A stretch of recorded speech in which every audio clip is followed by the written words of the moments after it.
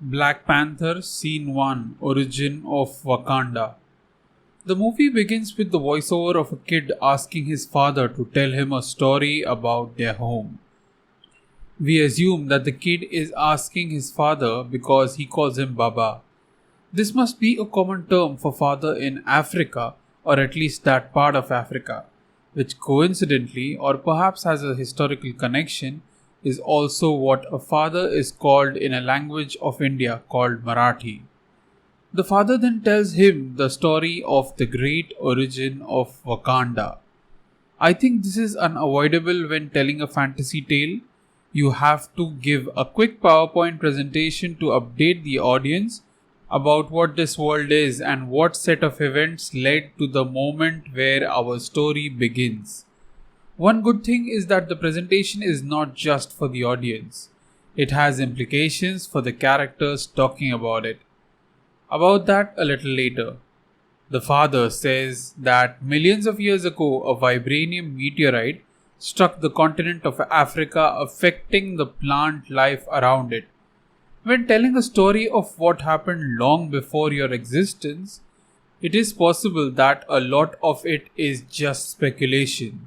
So what you are shown might not be exactly how it happened. An alien substance finding its way to the planet Earth through the emptiness of space can be a happy accident, but more likely it is intentional. If I am allowed to tie an intentional event with this accident, then that would be the planting of the seed of Tiamat by some other celestial which we see in the movie Eternals. My theory is that Tiamat's seed came wrapped with vibranium. Not only that, this meteorite also brought complex organic substances to the planet, which led to the formation of plant, animals, and finally human life. This aligns with what we know as the fact that human life on Earth originated in Africa. This makes sense also because for Tiamat to grow, he needs intelligent life.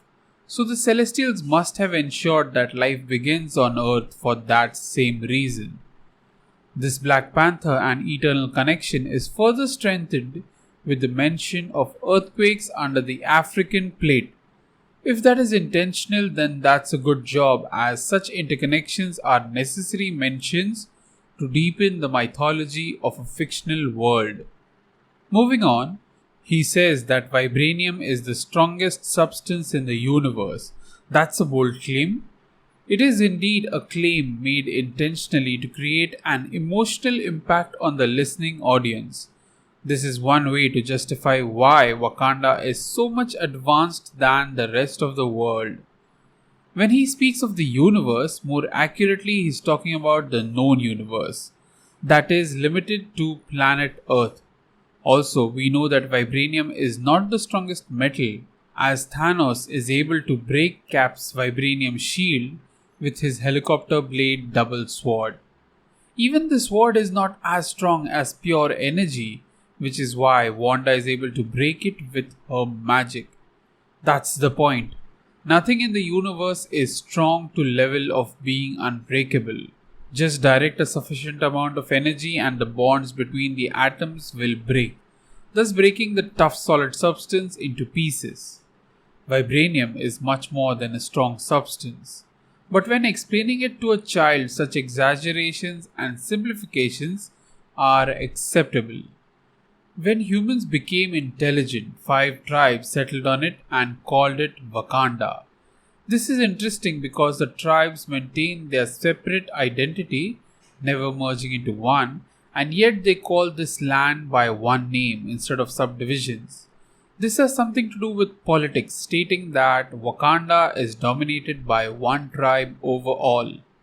The tribes were constantly at war with each other. But what were they fighting for? Land? There must have been enough of it in Africa then. Vibranium? That exists in large amounts. So why fight? Here the problem is democracy. When everyone is equal, there will always be fights for dominance. The instant one tribe grew stronger than others, the result of the heart-shaped herb, peace was restored. This is just to show that democracy is a flawed system. When someone says we believe in equality, the person saying it knows that they are superior. So, democracy is just an illusion. You need to have one hand to rule them all. That's why there is only one Black Panther at a time. Another way of maintaining dominance is the fabricated story of the panther goddess Bast. Concepts like divine vision and the chosen one are fictional concepts used to demand loyalty from the general public. The truth is this: war leads to innovation as there is a desire to be better than your enemy. Each tribe has chosen its war animal. In the panther tribe, there is a brilliant scientist named Bast who shows her people that vibranium need not be limited to use as weapons only. She invents the heart-shaped herb and gives it to her shaman king, a person regarded as having access to and influence in the world of good and evil spirits. If the general Wakandan public learns this secret, they might try to steal the herb for themselves. Hence is the story of divine vision. The story doesn't end here. Bast, through her competence and the faith of the people of Wakanda in her, rises above the level of mortals and gains divinity. After her mortal body perishes, she literally becomes the panther goddess Bast, as we see her in the movie Thor: Love and Thunder. The plant grants the consumer superhuman strength, speed, and instincts. You can say that it's MCU's first super soldier serum. It's this superiority that turns the warrior into the king and protector of Wakanda. Being called the protector of Wakanda is just a show of responsibility to guarantee loyalty from the rest of the Wakandans. The Jabari tribe sees through this illusion. They move to the mountains because that's a difficult terrain. Even the great Black Panther with his army will not be able to take over. The use of vibranium does not stop with the heart-shaped herb.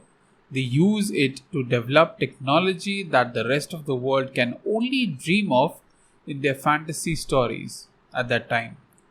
At this point, I have a question. What is technology? Why have it? The Wakandans say that to keep vibranium safe, the Wakandans hide in plain sight. Is that the complete truth? I think the vibranium resources, although abundant, are limited. So hiding their existence is to hide the potential of vibranium. That's why they hide. If you listen to me with an open mind, you might be wondering whether the Wakandans are noble or selfish frauds. This doubt is the resulting conclusion of the quick origin story. While we, the audience, celebrate the glory of Wakanda, the little Killmonger sees Wakandans as bad, selfish people who can save the world by sharing their knowledge, but they don't. This is wrong. This is what I understand from the introduction scene of the movie Black Panther. Thank you. In anticipation for Black Panther Wakanda Forever, we will continue to discuss Black Panther in future videos.